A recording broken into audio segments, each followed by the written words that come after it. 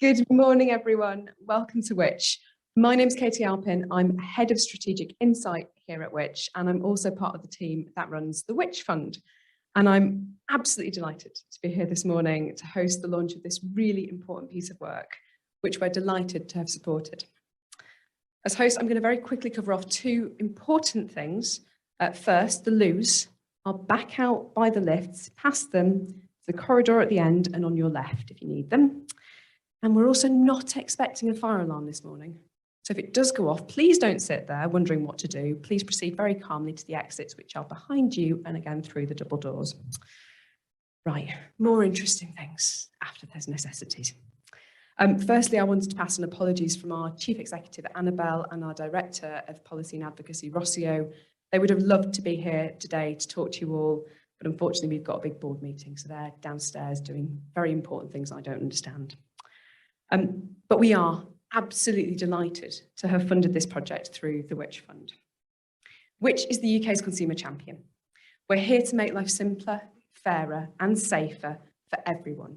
And we do this by identifying and tackling consumer harm, holding businesses to account, influencing politicians and lawmakers and making change happen.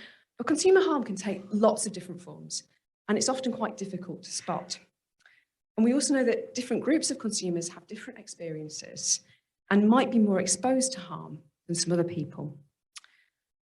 At Which we want to tackle all of those harms. And so we know sometimes we won't be the best placed organisation to investigate or to find the right solutions. And that's where the Which Fund comes in.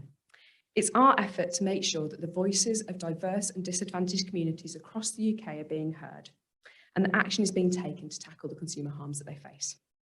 And so through the fund, we're offering money to UK charities, not-for-profit community interest companies and universities to explore the harms that different groups of consumers are facing and what we can do to tackle those. And we are currently in the process of assessing applications for the second round of the fund, but we will be opening again in the summer. So for anyone in the room who works for one of those organisations, this is an open invitation. If you've got ideas that you'd like to pitch to us, we'd love to hear those. And if you see me at the end, I'll happily give you details on where you can find out more. That's it from me. And now we've got some much more important business to give to. So it's a pleasure to introduce Helen Undy to kick off proceedings proper. Thank you, Katie. So nice to be here, and thank you so much to Which for not only supporting the research, but also hosting us here today. And welcome to everybody who's watching from home. Importantly for you, the instructions about toilets and fire alarms don't apply. Your toilet is in the same place as normal.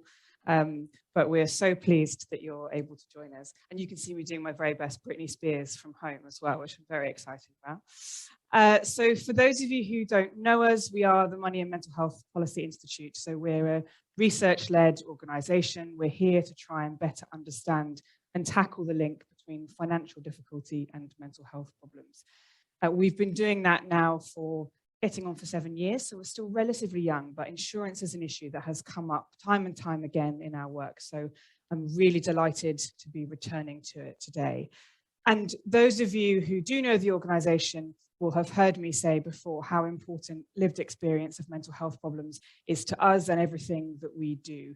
So at the heart of our organisation is our research community, which is a group of 5,000 people who all have personal experience of mental health problems.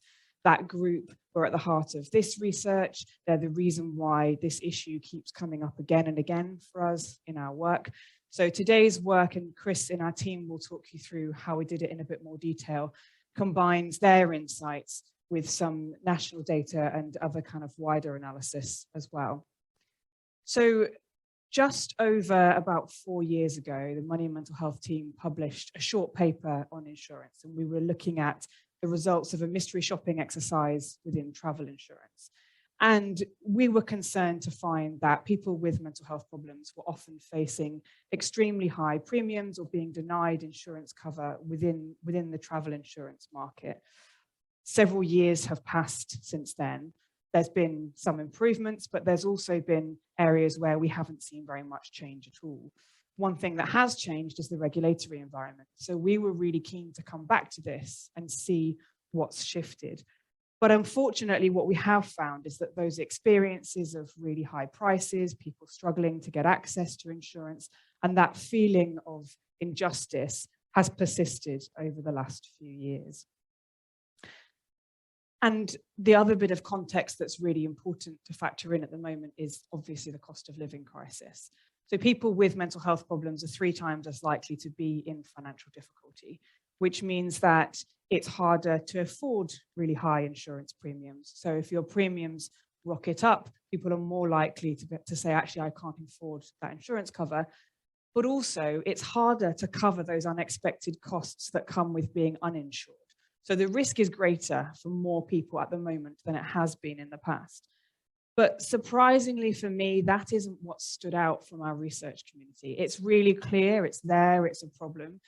But the reason why this keeps coming up again and again for me, and the reason why we keep returning to it, is that sense of injustice that people feel. And that's what we've been trying to unpick, particularly in our research. We know, and all of you in the room will have seen over the last kind of decades, really, there have been historic injustices that people with mental health problems have faced right across society. And fantastic organizations with much longer histories than ours have been unpicking those in industry after industry, whether it's making sure that people with mental health problems can serve on juries, can be trustees in charities, can be on company boards, whether it's MPs speaking about their own personal experiences in Parliament and that not being a barrier to getting elected. So when our research community say to us that they feel that in the insurance market, injustice remains, and they feel that they can't get fair access to products that their friends and family can get who don't have mental health problems, or that when they share a physical health problem, it's treated differently to when they share a mental health problem. That's why we keep coming back to it.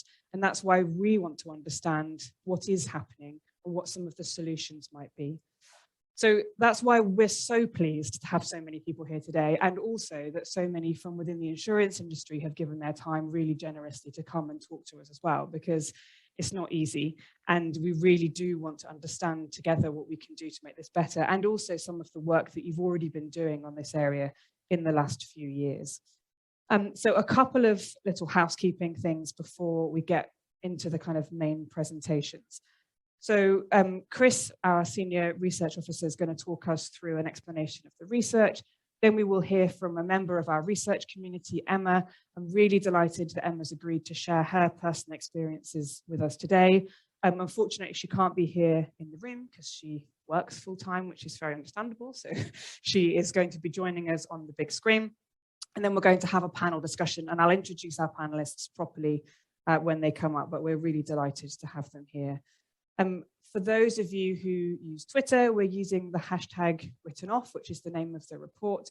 Please do tweet, because it's really nice to join up the conversation that's happening online and those who are watching remotely with those in the room.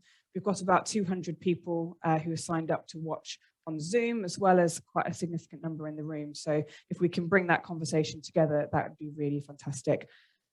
Housekeeping reminder, this one slightly late, apologies, but you are being photographed by this kind man in the corner. If you don't want to be photographed, it's too late. Let somebody in our team know, and we can make sure that we don't take any more pictures of you, or that we remove them from the batch at the end. The event's also being filmed.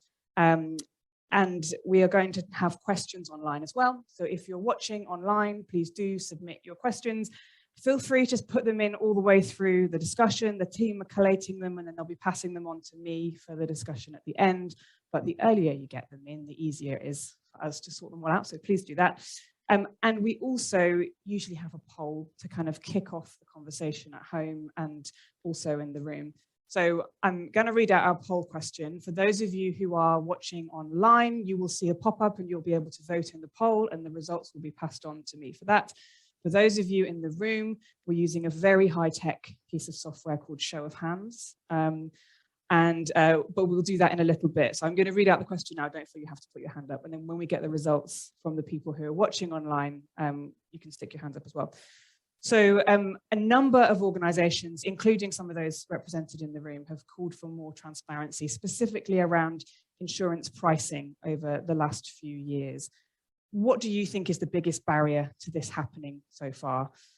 So the four options that we've got are commercial sensitivity challenges, lack of regulatory focus and pressure on the issue, a lack of really good, robust data to inform pricing, so, that could be a challenge, or political appetite to intervene in this area.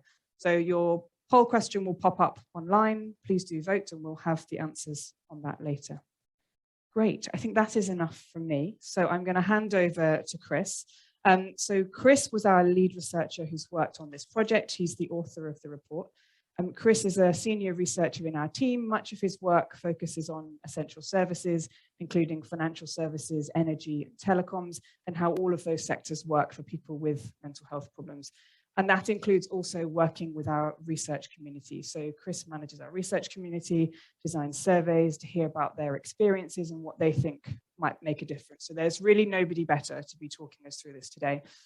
Prior to joining the team at Money and Mental Health, Chris worked at the Polster Survation, and he also worked at the think tank British Future and was involved in a range of projects, including the very grand sounding National Conversation.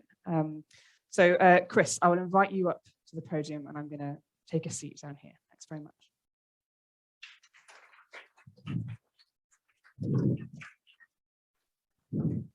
Great, thanks Helen. And it's great to see everyone here in the room today and people joining remotely. So as Helen said, I'm Senior Research Officer at Money and Mental Health and the author of the report. So I'm going to talk through some of the key findings and recommendations.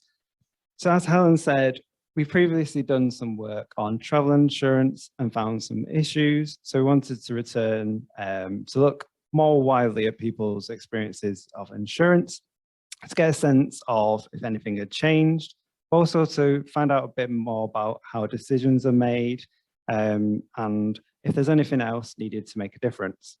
So the report mainly focuses on travel insurance, given the previous issues we found, and we did some mystery shopping again, looking at different travel insurance providers. But we also spoke to our research community to hear about their experiences more widely in things like income protection insurance and life insurance, as well as home and motor insurance. Do you mind moving? Thanks. So insurance can give people important peace of mind, knowing that they'll have financial security if something goes wrong. But one of the main findings from the research is that people with mental health problems, after disclosing their condition to an insurer, can face higher premiums than people without mental health problems, can face exclusions for the mental health condition, which means that they then can't make a claim due to those reasons, and then being declined insurance entirely. And then this can then have an impact on their finances and on their mental health. Next slide. And the clearest indication of this is when we did our mystery shopping exercise.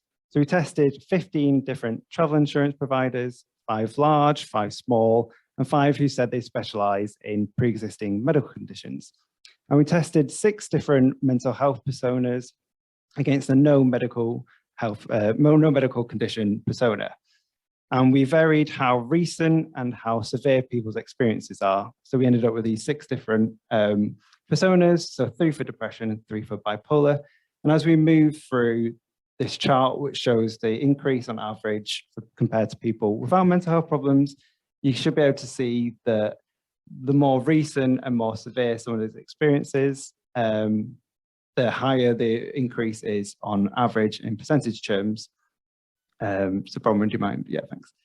So hopefully as it loads, you'll see that it ranges from 4% on average increase for someone with stable depression, right through to nearly 1,000% for someone with more severe bipolar. And when we did the testing, there were 5 exclusions, 2 each for the more severe experiences and 1 for the long-term stable bipolar. There are also 9 rejections and declines, sorry. These are all for someone with more severe bipolar. That means in our testing, someone for this experience would have 9 out of the 15 times have been declined, 2 out of the 15 times have an exclusion, and the rest of the time they saw increases of between 6 and 27 times higher. And this wasn't massively different from testing we did a few years ago. So as I said, we mainly focused our testing on travel insurance, but members of our research community told us about very similar experiences that they had when trying to buy life and income protection insurance, where an insurer is also interested in hearing more about their experiences of their mental health condition. So whatever the decision, whether it's a higher premium, exclusion, or a decline, it can often be quite hard to know what to do next. People might not be given lots of information. People can do things like ring up the insurer to give more information, or challenge the decision, or even look elsewhere for insurance. But this can all be really, really difficult if you're struggling with your mental health. So people often then end up paying the higher premium, or accepting the exclusion, or going without insurance at all. But this can then impact on their finances and on their mental health. So as Helen said, we know people with mental health problems are more likely to be in financial difficulty and be on lower incomes. So higher premiums can really put pressure on already stretched budgets. But also, whatever the decision, it can be really hard to process. So people can feel anxious, they can feel angry and annoyed about the decision. And then having an exclusion for your mental health condition can expose people to financial risk if they then go through a period of poor mental health. And finally, being declined insurance at all can at best leave people constantly worried about something going wrong, and at worst expose people to financial costs if the worst does happen. So for example, medical bills if you get hospitalized while abroad. And these quotes from members of our research community kind of illustrate the impact that it can have on people's finances and on their mental health. So the first person talking about travel insurance and how that also impacted their mental well-being, and the second talking more kind of monthly payments they had. So one of the things we wanted to look at as part of this research was to understand how these decisions are made and whether they are fair. There is an exemption in the Equality Act which protects people with disabilities from discrimination across a range of different areas of life, that allows insurers to treat people with mental health problems differently in these decisions, as long as they're based on reliable and relevant information. But through our research and speaking to stakeholders, there's a lack of transparency really over how some of these decisions are made and what data is being used. Often data is treated as being commercially sensitive, but then there are references to medical data or medical literature. So when we tried to look at what was publicly available, we found it was quite an unclear and not necessarily, it was quite a complicated picture when it comes to people with mental health problems risk. And there's lots of nuance there with how people might manage their condition or recover from their condition over time. But the clearest thing we found in our research was that people with mental health problems don't think it's fair, and that they think they're being discriminated against. They couldn't understand why insurers were increasing their premiums so much or being able to decline them entirely. And this was then leading people to then not disclose to their insurer in the future. For these people, it might mean that they get insurance at a price that they may think is fair, but actually it exposes them to risk, because insurers are legally allowed to then reject any claim they make due to their mental health or cancel their insurance entirely. And this quote that's on the screen really illustrates that kind of feeling people had about how insurers treat them. But beyond the price and level of cover people have, we also found some wider issues with people with mental health problems when accessing insurance. There's more detail in the report, so I recommend that you read it to get a bit more information there, but I'll touch upon a few of the key areas. So first of all, when people are struggling with their mental health, it can be really difficult to navigate the market, find the right cover or products for you, and people might end up taking out products that aren't very suitable for them. Secondly, making a claim can be a really long and complicated process. People can feel that they're not supported. And if you're struggling with your mental health, this can all be so much harder. And then people might drop out of the process and then end up having to pay a financial cost. And finally, the ways that mental health problems and financial difficulty go hand in hand. People in the research community told us about how when they were going through a period of poor mental health, they ended up struggling to meet their monthly payments for insurance. And then this comes with some costs, because insurers can then cancel that cover and people can be exposed to financial risk. So speaking to the research community and thinking about the current regulatory landscape and context, we came up with a few different ideas for what might help. So first of all, there is a key role for the insurance industry.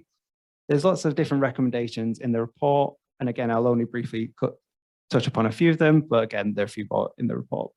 So first of all, we think it's really important insurers are using up-to-date and reliable and accurate information on the risks that people with mental health problems face. This could be through the funding of nationally representative and long-term studies looking at the impact of mental health on people's lives in lots of different ways and considering how people might be able to manage their condition and recover over time. And secondly, we think it's really important that insurers are more transparent about how these decisions are made, both for an individual consumer, so they can understand why the decision was made and what that means for them, both for organisations like ourselves, so that we could be more confident that people with mental health problems are being treated fairly. And then there are also some other issues around how people understand the information they're given. So for example, we heard from some people in the research community who didn't realise that they had exclusions for their mental health condition until when they came to claim. So we have recommendations around how insurers can help people understand information, which is a key part of the recently introduced Consumer Duty. And finally, there are some recommendations we have in the report about helping insurers embed accessibility throughout the customer journey and deal with some of the wider accessibility issues we identified. We'll also be producing a best practice guide in the next few months. But given the lack of transparency and some of the issues that people are facing, we think there's a key role for the Financial Conduct Authority who regulate the insurance market. The FCA recently introduced a big piece of regulation called the Consumer Duty. And we think there are lots of good things in there that will help drive better outcomes for customers with mental health problems, but it's a big piece of regulation in a complicated market. So we think the FCA should set out expectations around some key parts of Consumer Duty. For example, fair value, which is the idea that the price you pay for a product or service should match the benefits you receive. So the FCA should try to set out a bit more about what this means. For example, is it fair that someone has an exclusion but pays the same price as someone who doesn't have an exclusion, which is what we found when we did our mystery shopping. We also think the FCA should be monitoring outcomes for people with mental health problems across a range of different products. We focused our testing on travel insurance, but members of the research community had poor experiences in other areas. So we think the FCA has the ability to look more widely at people's experiences and to step in if there are clear signs of harm. And finally, I think the FCA should investigate the underlying data models being used by firms to make sure that they're reliable and relevant and that they're following key rules and regulations. And there's a few more recommendations for the FCA that we include in the report. So thank you very much for listening. As I said, there's more findings and recommendations in the report, so please do read it. And I'm happy to answer any questions you might have about the research later on. But first, we're going to hear from Emma, who's a member of our research community, about her own experiences of trying to buy and use insurance. Thank you.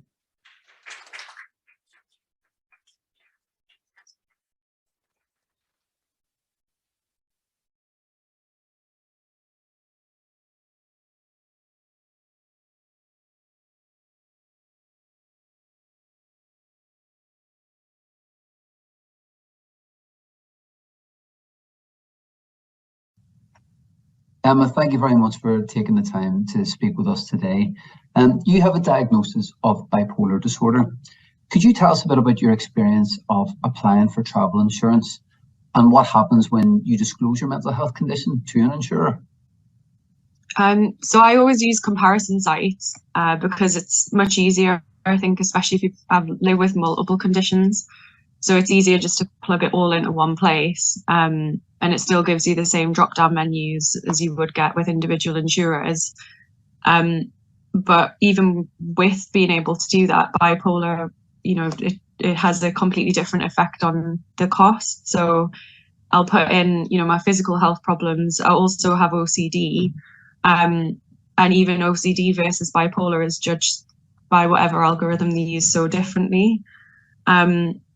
So, and obviously when you're on the comparison site, it's quite good. You can alter things a lot. You can, you know, you can put excess and voluntary, and it gives you lots of options, but it doesn't seem to matter which way I alter the application. When I have bipolar in there, it's always more expensive. And I always, just out of interest, take it off to see what it is without it, and it is considerably cheaper, especially for travel insurance.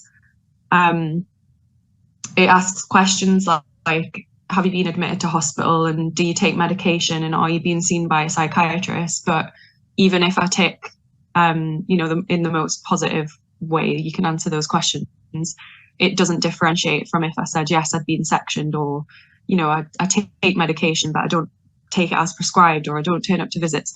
It assesses you in the same way. So those questions almost feel a bit redundant, I think. And then, yeah, I think in the past I have just removed it from the application altogether because the premium was so expensive. I went to Gambia a few years ago, and the premium ended up being more than my flights. So just because of bipolar, so I'd thought, well, I can't really go, otherwise I couldn't afford it. Whereas now it's not as bad, and I tend to find that if I book an annual cover, it goes down quite a lot rather than per trip. Again, I'm not sure why, because there's no information as to what they use to make a decision. But I tend to do that now and just disclose everything. So it's a lot easier. But even then, there's definitely you know, like a difference between my cover compared to my partner's cover. Yeah, it is just, I don't know, it's just judged differently in whatever way that is. And it is frustrating, yeah. And I mean, you've mentioned there a little bit about the kind of financial impact of seeing those really high premiums and how that affects you in terms of your financial position. What kind of impact does that have on you psychologically whenever you're shopping around for insurance and you see those kind of high prices? I think so. Initially, I used to get very upset about it because I struggled as well. Like it's hard to accept like a big diagnosis like bipolar. Like it's not a nice illness to you know, find out that you have, and I wasn't prepared for all the practical impacts, you know, that has on things like my car insurance and ability to drive, or things I need to disclose. And so I kind of came out of that, you know, crisis support and medication and therapy, and you think, oh, I'm back on my feet and I'm getting out there and I'm at work again. And then all of a sudden you go to apply for something like this and it says, you're sick, you're high risk, you know, we don't want to give you cover, or, you know, we look at you differently, essentially, to someone else who is also at work, you know, doing well, can do everything else that you can do. And I think it frustrates me a lot. I'm a very fit and healthy person. I just happen to have underlying conditions, but when I am well, I am very well. You know, very capable, always working. Like, I'm sensible. I wouldn't go away if I was sick. But there's nowhere to kind of balance that out in your application. So you just, I don't know, you just feel like you get judged. And then I don't know if this is better or worse, but I think over recent years, I just accept that it's expensive, which is almost like settling into the stigma, which you should never have to do. But I don't have a choice, because you either declare it and pay it, or you void your insurance because you've not declared it. So it's, you know, you don't have a choice. So, you know, this work is super important because we do need to change that, because it's unfair, it is discriminating against you, and you don't, you know, you have no opportunity to speak about your experience of that condition. And you mentioned that when, you know, it doesn't seem like there's an opportunity for you when you're taking out a product like that to show the fact that you are managing your condition, that you're well, that even or whenever you do try to get that across, it doesn't make any difference in terms of the decision that you get from insurers. Yeah, it just seems so silly, because they do ask the questions of, you know, have you had any hospital admissions and are you taking medication as prescribed? But some of them are quite sneaky about it, because so I have physical conditions. So, for example, I have asthma. And they ask if you've been admitted to hospital in the last 12 months. But for bipolar, they asked if you ever been admitted to hospital for this. And so it's just, even that in itself isn't fair. So they're asking questions to try and determine your level of risk, but they're not actually taking on board what you are actually saying. And even then, it's such a limited field to express I'm not sick, I do take my medication, and I'm very well managed, it's almost ignored for bipolar, whereas for my other conditions, it doesn't affect the premium. And I'm much more likely to get sick from asthma, so I always take out winter sport cover, because we try and get away on like a ski trip or like mountaineering or something like that. And I'm so much more likely to get sick from asthma. Like I could get severely sick from asthma very easily, like in the cold, on the top of a mountain, doing exercise, than I would from bipolar. But there's nowhere for me to justify that I'm stable for longer periods with bipolar than I am with asthma. So it's just not assessed fairly at all. And you don't have that opportunity to say, this does not impact my daily living. And it's very unlikely going to cause me an issue while I'm away. And has your insurer ever explained the reasons behind a particular price increase or a decision?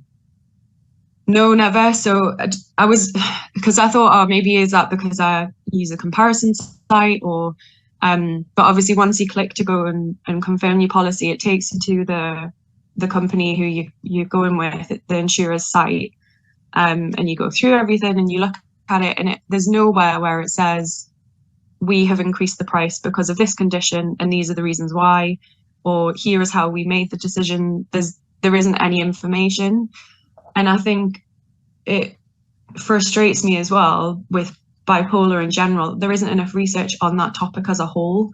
So I don't understand how they're plugging into an algorithm to differentiate it from something like OCD, which is mental health, if we forget about the physical stuff for a minute. But there isn't enough research in general on bipolar that would represent me and my condition and how I live with it anyway. So to me, there isn't a fair way that they can make an algorithm that I would fit into that would be, that would give me a fair opportunity to say, this is what my illness looks like. It doesn't look like whatever you've got on paper. This is what it looks like. Mm-hmm. And there's such a scale with bipolar as well, like I get very sick, but very infrequently. Whereas a lot of people with the same diagnosis, they might get sick very often, but maybe not so severely. And you can't explain that either. Whereas, like my GP, or if you looked at my health record, you would be able to see that I hadn't had crisis support in 5 years. But I still have the same diagnosis as someone who might have been sectioned last week. So it's just, there's no way that they could possibly capture that, but I should be able to express that to them to differentiate. And are there other things that you think need to change to make insurance work better for people with mental health problems? I think the biggest thing is just standardizing the process. So like firstly, within any application form, the questions you get asked for mental health and physical health should be the same, because, and I can't say this enough to people I know as well, like your physical health and your mental health is just your health, because I'm not like a head stuck on a body that doesn't work, or, like a body attached to a head that doesn't work. It doesn't make sense. So, if they're asking, have you been admitted to hospital within 12 months, that should be the same question they ask for mental health, because if I was admitted when I was 18 because of my mental health, I'm being assessed now at 30 because of that admission, whereas for asthma, it's only a 12-month period. It doesn't make any sense. So I think all the questions need to be standardized across conditions.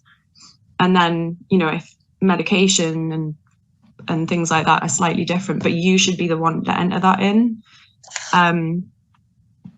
But I think as well, saying that there isn't anywhere to reflect your condition in there and how you experience things and live with things, I think it would be helpful to be able to, like attach some form of medical evidence to say that, that I am stable. And I think especially for a lot of people, it would be helpful, because there is still this stigma that if you've been admitted to hospital for bipolar, people assume you've been sectioned. but it might have been that actually you went because of it was out of hours.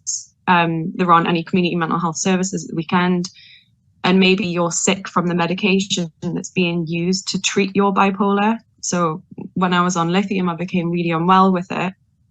And so actually when I went to hospital, it was because I was physically sick because of medication. It wasn't because I was experiencing psychosis or mania or depression.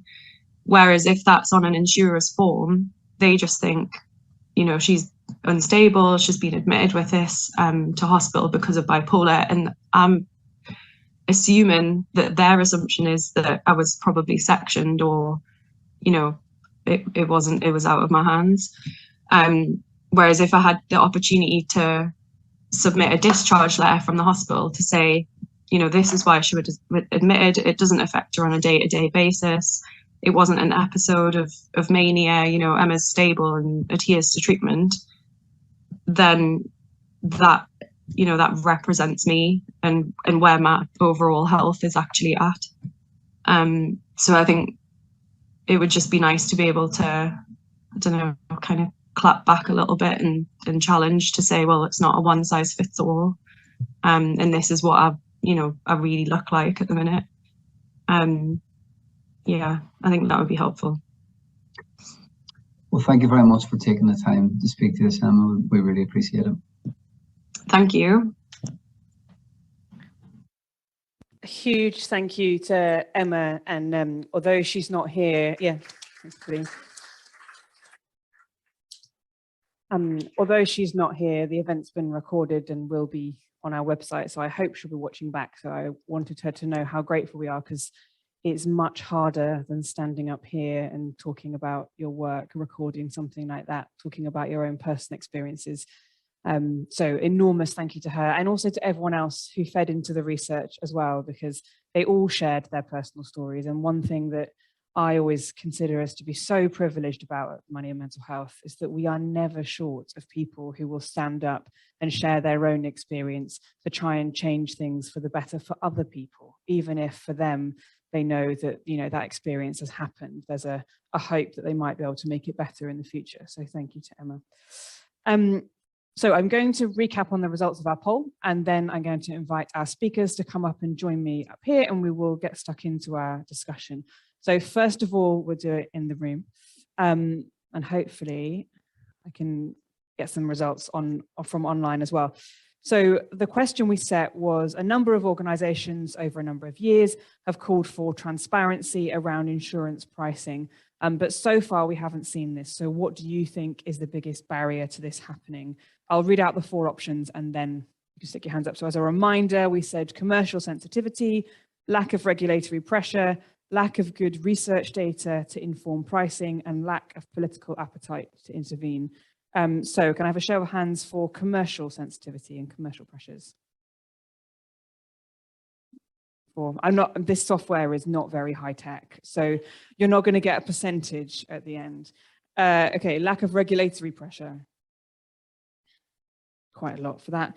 Lack of good research data to inform pricing. Much a few for that. And lack of political appetite to intervene. Okay, so it feels like regulatory pressure and political pressure very much needed, and maybe that can drive better data, because it's not impossible, is it, to generate good data. But I'm going to go to the results online and see whether we have similar results. So interestingly, online, a clear majority for commercial sensitivities. So 40% of people online said they thought that was the main barrier. 28% said lack of regulatory pressure, 17% said lack of political appetite, and 15% said a lack of good research data. So a better researcher than me could tell you what that tells you about who is online and who is in the room, but I can't tell you that. But the fact that the people in the room want more research data and the people online want kind of more regulatory and political pressure a bit more, it's probably interesting. Right, so I'm going to introduce our panelists and we'll get stuck into our discussion. You'll have to forgive me for reading bios out, but they're always so impressive that I don't want to do people an injustice by not doing them. So maybe while I introduce, you can all come up and take a seat wherever you like on the panel. So, hang on, I've got to find my bios first, otherwise I'm going to introduce everybody with the wrong name. So first of all, we have Julie Higman. So Julie is Protection Propositions Manager at Aviva, where she's worked for a very impressive 24 years, most of it within income protection, but also in a variety of roles, including underwriting. And for the last 10 years, Julie's worked in the propositions department, where new life, critical illness and income protection products are created and reviewed. But they also maintain a vast array of legacy products as well. And she's also had a close relationship with the income protection team throughout her work at Aviva and the work that they do to support customers back to good health.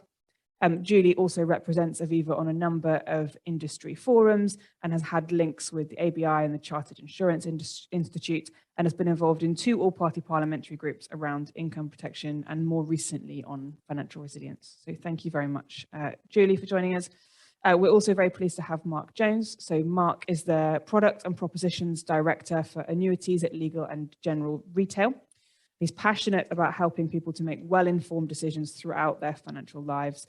And in his current role, he leads on annuity products and customer journeys, so helping customers to plan for the long term as they enter retirement. But before heading up the annuities offer, Mark oversaw Legal and General's retail protection product teams, so making sure that more people are ready for the unexpected, leading major launches and changes that opened up protection to a wider range of people. Also very pleased to welcome Jacob Strandgaard. So Jacob is a policy advisor from the Association of British Insurers, where he works within the health and protection team, which includes work on the ABI's mental health and insurance standards, which I'm sure we'll hear a little more about later.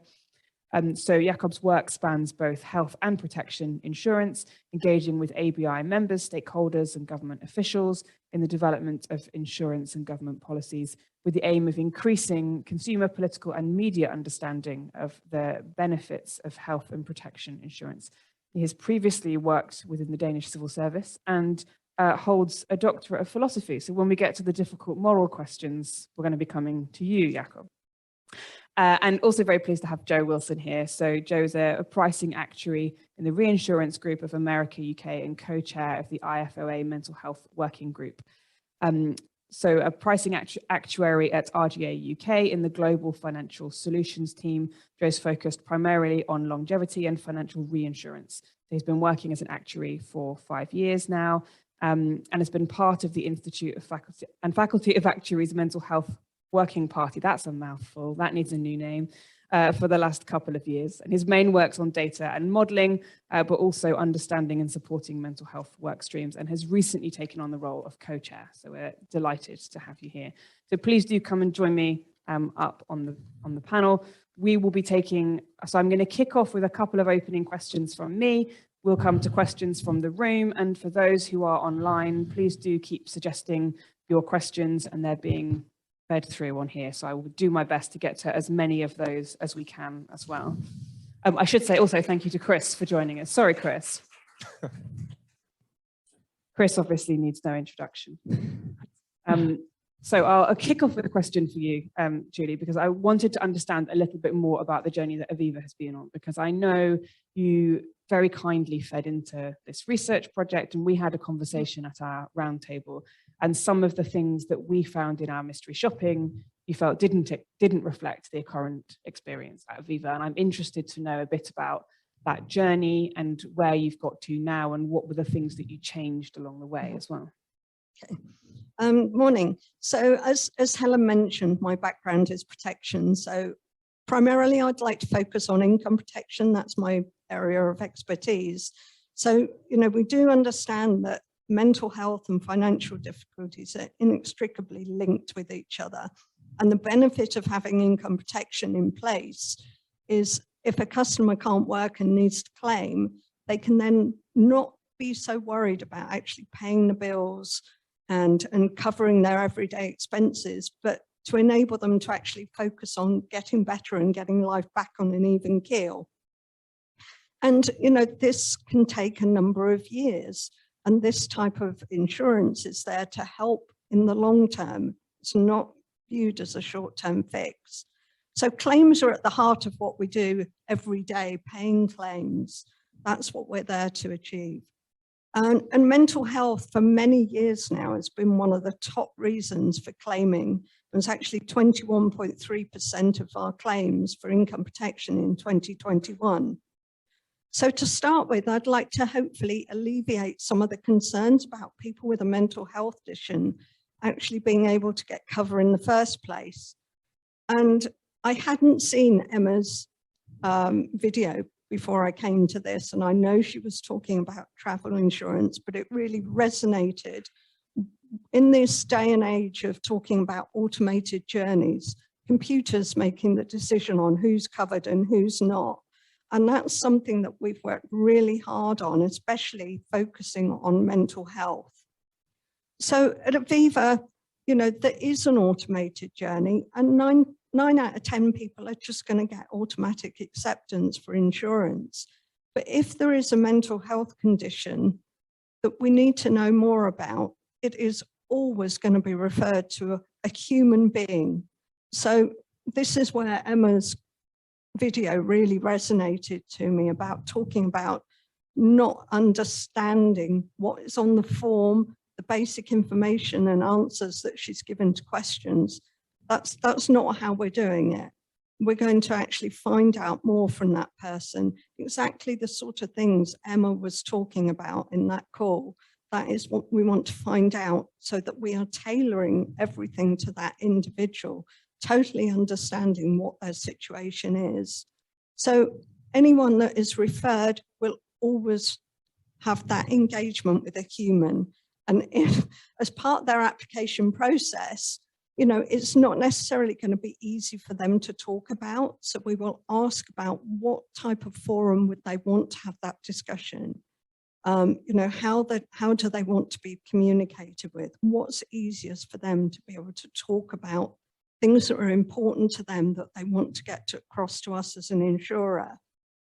So we've also been looking at the questions that we ask customers in the application process, which I know is obviously close to Jakob's heart in the work the ABI have been doing. And yes, if there is a more significant condition, a more severe condition, we are going to be more concerned about that. So, but it's that case again of finding out more. If there's a hospitalization involved, exactly as Emma was saying, well, when was it? How severe was it? How controlled is the condition now? That's all the information that we want to find out from that customer. But in reviewing our questions, we've also engaged with a number of mental health charities, meaning that we now ask 2 main questions around this condition. And essentially, mental health is not really treated differently to other sort of medical conditions. It's us establishing the full picture with the customer. So looking at sort of less severe conditions, we're not asking any of these "have you ever" questions anymore. It's talking about what has been most recent. And again, understanding the impact that has had on people's lives. You know, we know that there's going to be everything that happens in life is going to affect people in different ways. We're all individuals, and that's how we're trying to treat our customers.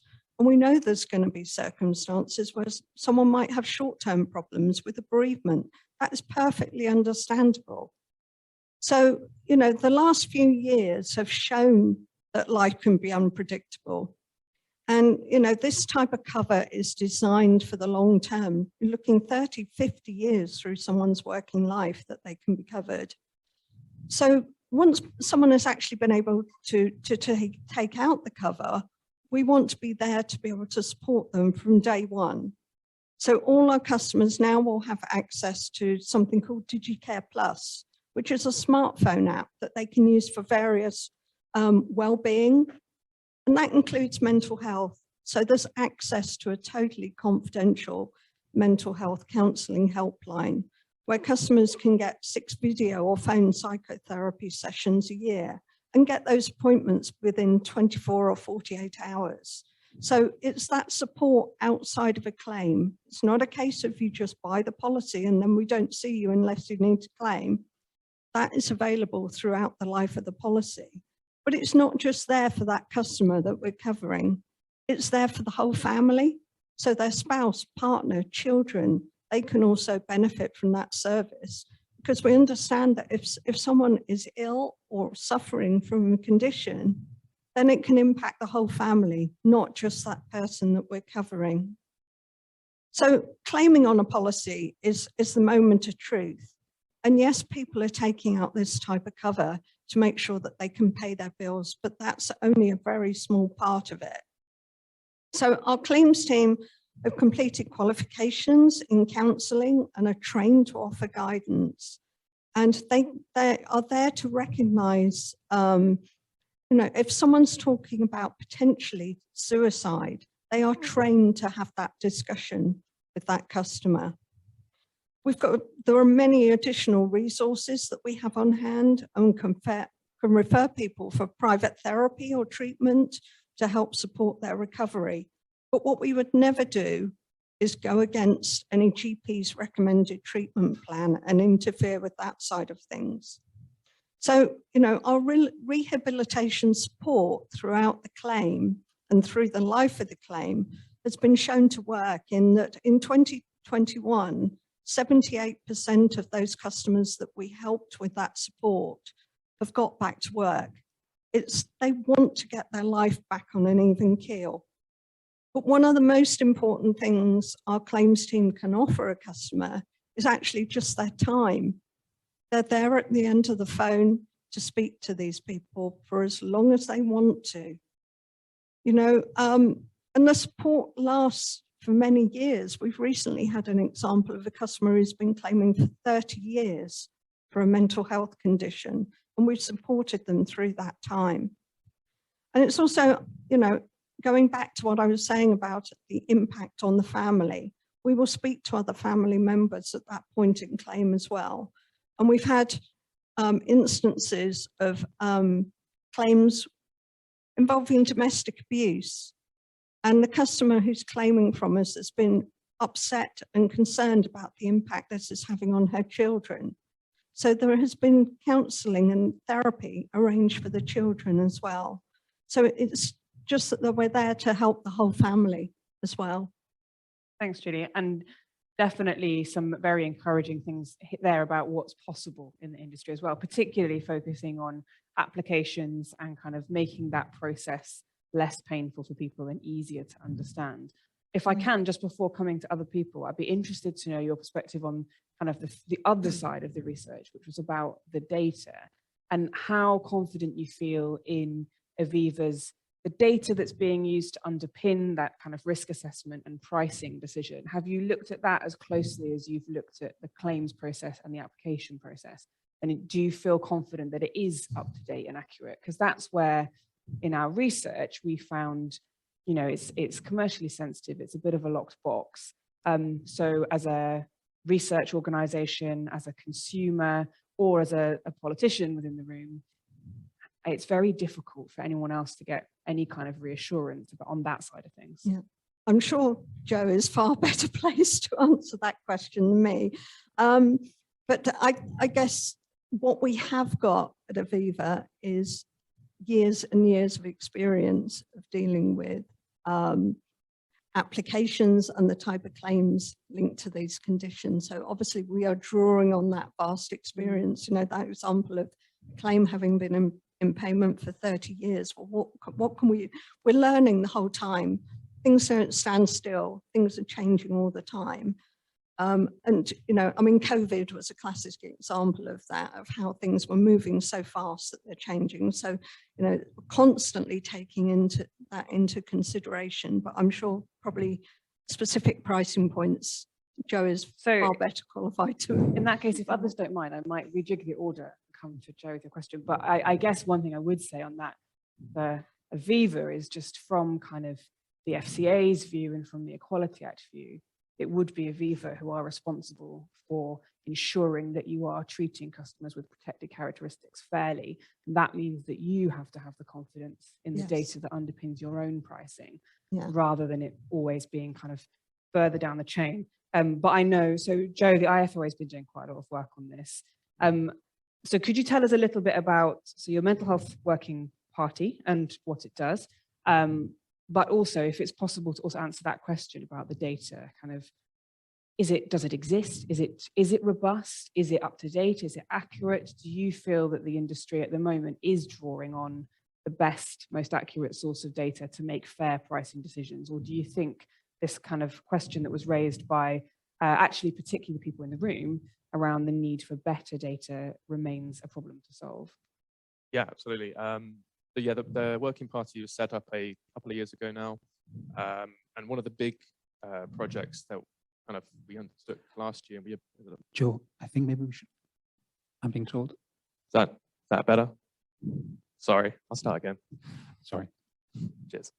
Yeah, so a couple of years, sorry, we've been working now. And one of the key projects was to look into the data and the modeling. It was a really big focus for us. That's the kind of section I actually worked on quite a bit.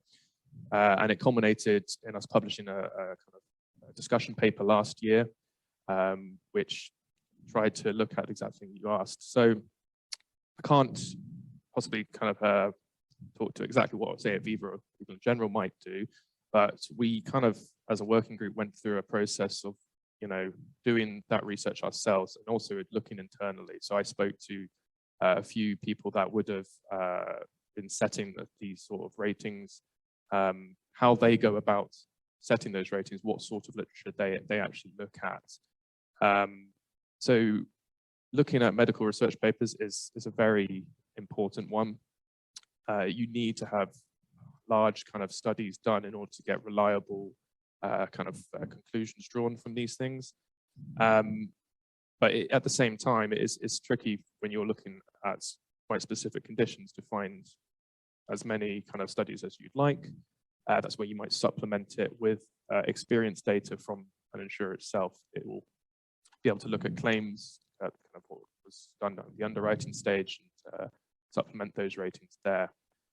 But what we found was that, as far as we could see, at least looking internally and discussing with others in the industry, is that, yeah, there is like current papers, as far as possible, as long as they're relevant, are definitely looked at. But kind of some of the conclusions from our paper was that there can always be more data.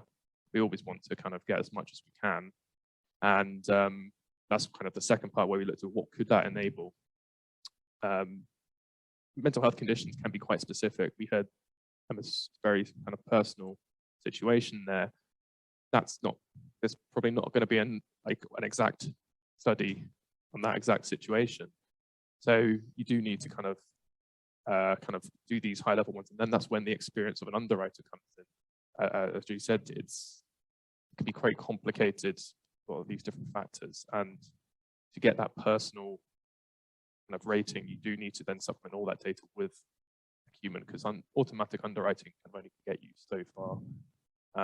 But yeah, of course, and I'm sure you're doing a very similar process with physical health as well. For because all of those conditions will vary by person as well. And I suppose the connected question that came from our research community was this transparency issue. That the issue that we had hit up against was that we did look at what data is publicly available about the links between mental health conditions and risk in different types of insurance and claims data. But obviously we can't access the data that's being used in underwriting, and nor can an individual making a claim. So I'd be interested in your views on how we tackle that issue about lack of trust from individual consumers in the industry, where there are commercial sensitivities that are a barrier to transparency about the data that's being used. Do you think that there's an appetite from firms to share more about the decisions that are being made in the data, or do you think there is an appetite or a willingness for firms to share that data, at least with the regulator, in a way that would perhaps sidestep some of those commercial sensitivities, but that could offer reassurance and maybe help to rebuild some trust from people like Emma and our research community, who at the moment, one of the issues we found was that people were routinely not disclosing because they didn't trust that that was going to be treated fairly, which is clearly a problem for the industry as well as for those individuals concerned. Yeah, absolutely. I mean, from that last one, we want everyone to disclose as accurately as possible, just be as honest as they are, and to get as an appropriate rating as they can get. In terms of would there transparency is very important, and to build trust is again just as important. It's one of the key reasons our working party was found, is that we see there is room for improvement kind of across the board. We want to kind of help achieve that. That's why we're here today. It's difficult, I guess, to understand what a company's view what they might consider as a kind of commercial information. Maybe Mark or Julie might have better place than that. But as you said, we'd also leverage research papers, things like that, in coming up with these conclusions. So maybe there is some sort of there is a solution there if transparency is not currently being felt by the customers, because we may feel that we're doing certain things that we would see as being transparent, but if they're not actually having the desired impact, then clearly something needs to change. I would like to think that there's appetite from insurers to do that. I think Jakob might be able to talk about all the insurers engaging with the ABI mental health standards, and that's a very key one of them, is transparency. That's it. And that is very, very important. And the regulator, it's also part of the kind of key regulators, kind of PRA as well, treat customers fairly. So I would hope that there would be appetite to engage within the kind of balancing that against commercially sensitive stuff. Thank you. Mark, I'm going to come to you because I've been very rudely sitting back while I was talking to people over there. And because this question of trust was one that we were going to come back to anyway. So I would be interested in any views that you have on what insurers can do to try and help tackle that issue of a lack of trust, because clearly better disclosure rates, better data for you leads to better outcomes for both the firm and the individual. So that's something that we all want to see. But I'm also interested in any areas where you think your firm at Legal & General has work to do to kind of further address any of these issues. Yes, certainly. Well, first off, we actually welcome this form of research because it'll help us. And, I don't believe anyone in the insurance industry is sufficiently arrogant to believe they've solved the issue. I think we've come an awful long way in the last few years. I've been 35 years in the industry, and quite a few of those decades have been in protection. We're in a very different place from where we were before. But ultimately, all we sell is a promise. So without trust, it's a very, very difficult place to end up. You have to have trust if all you're selling is a promise. And one of the things in the report, there was a lot in the report that is difficult to read, to be perfectly honest. And I think it's good because it is difficult to read. One of the parts I found most difficult was the level of non-disclosure. Yes, it'll impact us commercially, but I'm more concerned on an individual level, because someone is paying money for something that has no value whatsoever. If we're selling a promise, we're selling to try and help people have peace of mind, help them come to a decision about how they deal with the risks they have, or at least understand them, and then decide if protection insurance or other forms of insurance is the appropriate way.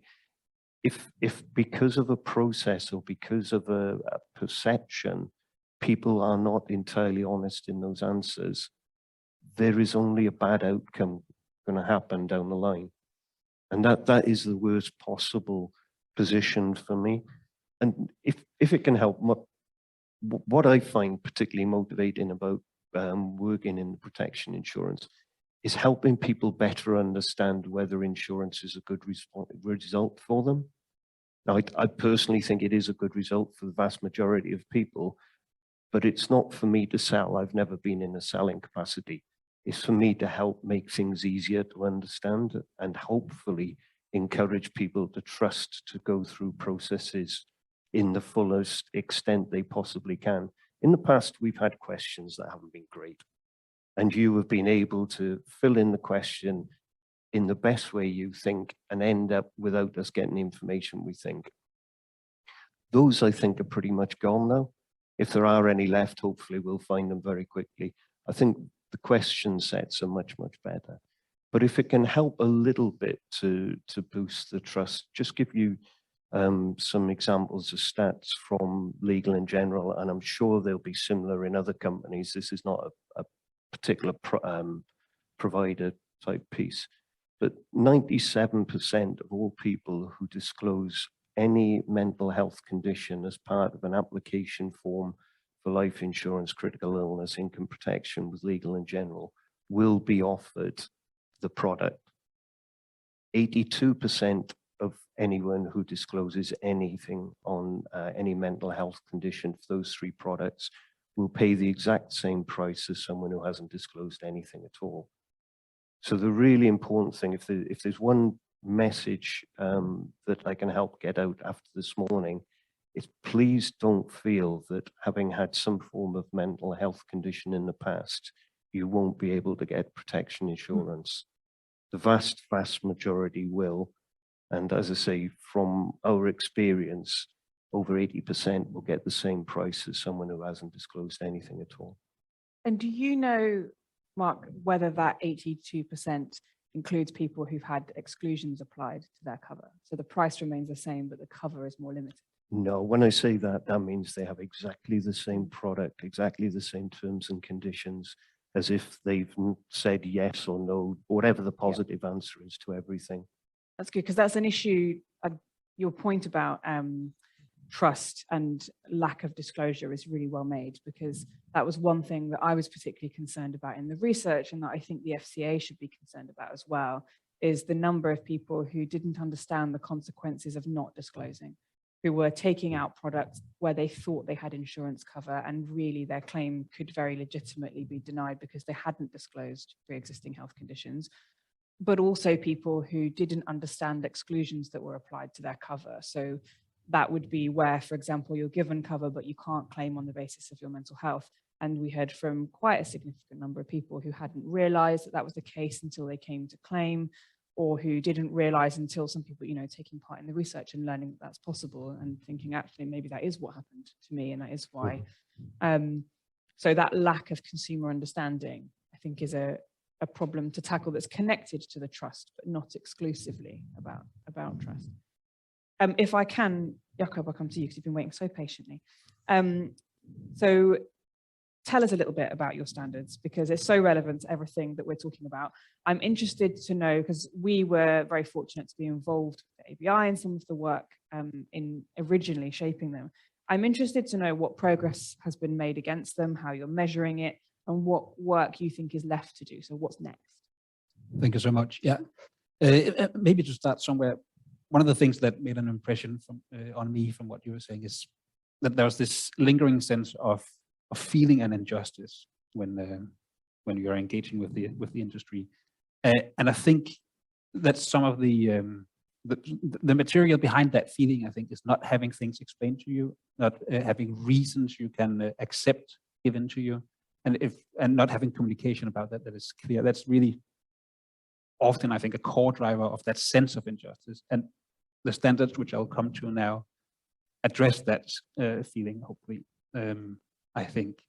So work started back in 2019 when the ABI and members engaged with charities, the Royal College of Psychiatrists and others, and started to look at what could be done here. And they quickly realized, or we quickly realized, that one of the things that was needed was some best practices, clear guidelines for our members about what to do here and how to do it, but also training to the frontline staff on how to deal with issues and how to recognize the problems and so on. That evolved quickly into, finally, the ABI mental health standards, which sets out 4 standards on access to insurance and the consumer journey, on asking appropriate questions of people when they approach us for a product, on communicating to customers with empathy, with clarity, and on transparency, being, as we've talked about here, being very, very open and clear about how we use data and why.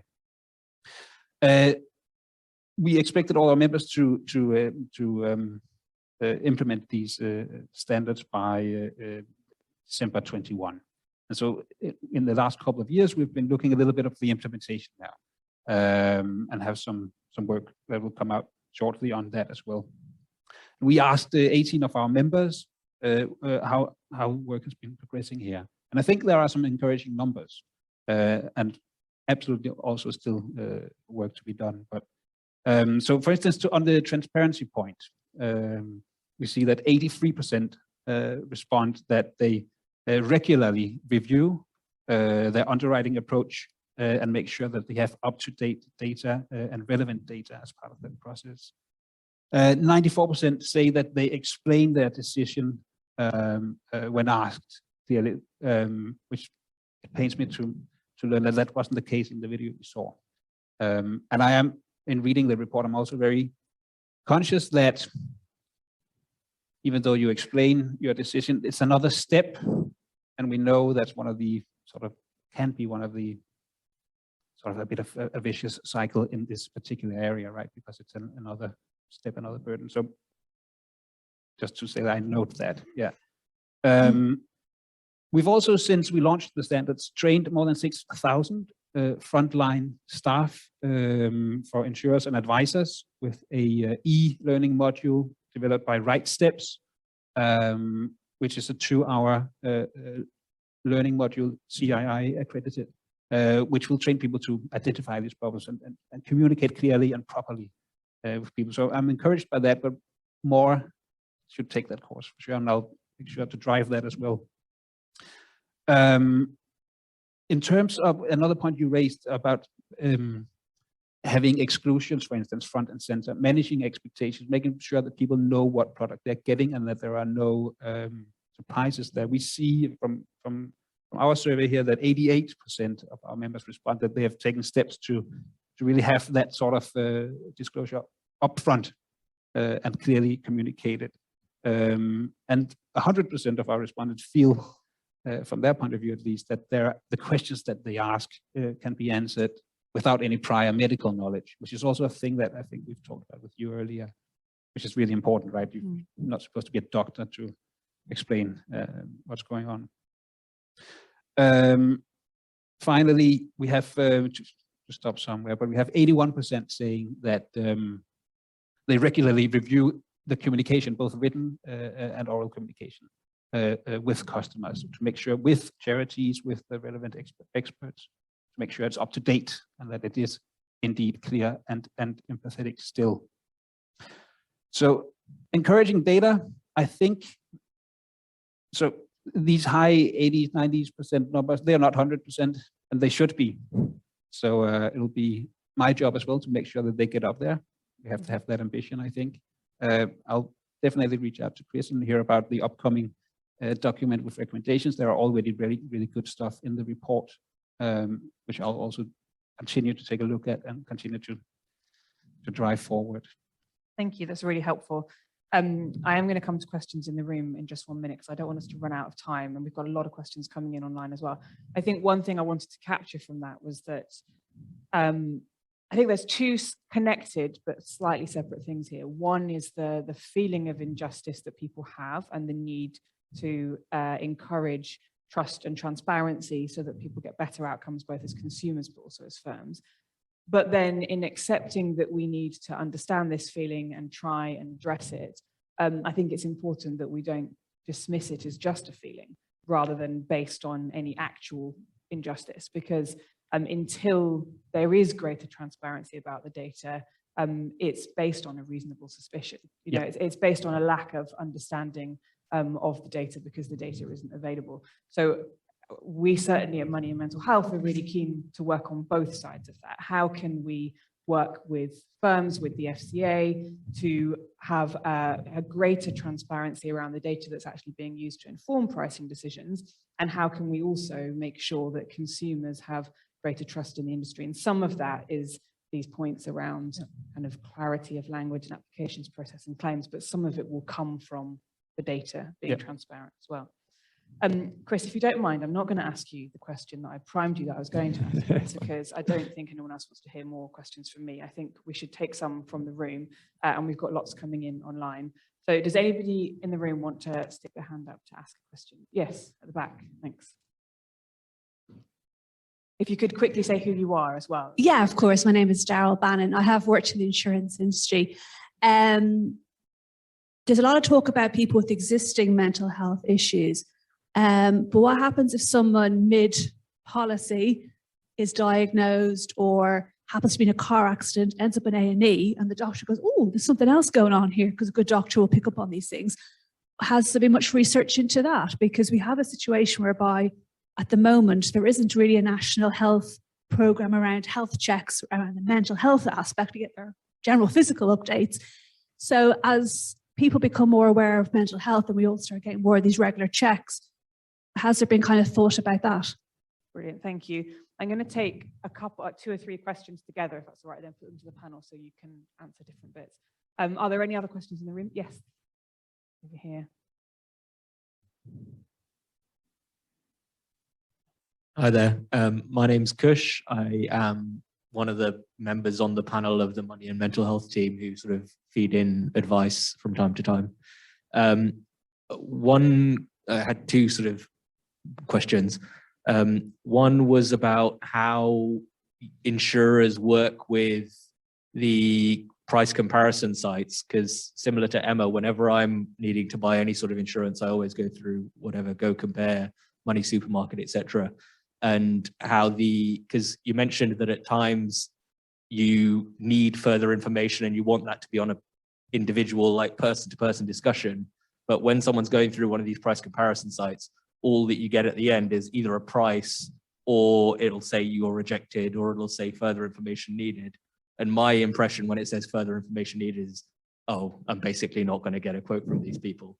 And whether or not there's some way of standardizing the questions that are asked in a bit more detail to begin with on the form as well, across insurers, so that you can get a bit more of a tailored response to begin with. So for example, like I've had problems getting insurance where I then went on to have a broker, and the broker would say, oh, well, there's a difference between some insurers who ask about, have you ever had suicidal thoughts? And they will then combine that with, have you ever made attempts for suicide? And they treat those 2 things the same. Whereas others will say, oh, well, if you've had suicidal thoughts, but you've not made an attempt to suicide, we don't even treat that as a thing. And that's not even included on the form. So a bit more sort of clarity and standardization around that, I think, would be great. And then the other thing that was and it might just be that I'm completely naive about this because I've never worked in insurance. I don't understand what the commercial sensitivity would be around not sharing that information about what goes into making pricing. And I'd be grateful if you could just touch on that quickly. Brilliant, thank you, Kush, and thanks for coming. It's always so nice to meet a member of our research community, so thank you. Great, in that case, I'll put those questions as they are to the panel. So as a recap, one was about the impact of mid-policy changes in someone's mental health, either a new diagnosis or a new kind of issue emerging for somebody. And then 2 issues connected, one around how insurers work with price comparison sites and potential to kind of standardize and streamline questions, and then what those commercial barriers would be to being more transparent about the data. Does anybody want to jump in to go first? And you don't have to answer all of it, you can pick bits. Yeah, happily go first. And at the risk of sounding defensive before I start, I think there's a big difference between general insurance and protection insurance. And I think that, you know, for consumers, the word's insurance. So I absolutely get, we're going to get questions on both. I've never worked in general insurance. I can't answer questions on general insurance, but to answer those specific questions, protection insurance is a long-term contract. Julie mentioned it can be taken out 30, 40-year term. All we're interested in is the state of health, the answers at that point in time you've taken the policy out. Anything that happens to you throughout your life thereafter, we've got to make assumptions on what's likely to happen, and that's what makes pricing difficult. But we will not change the price.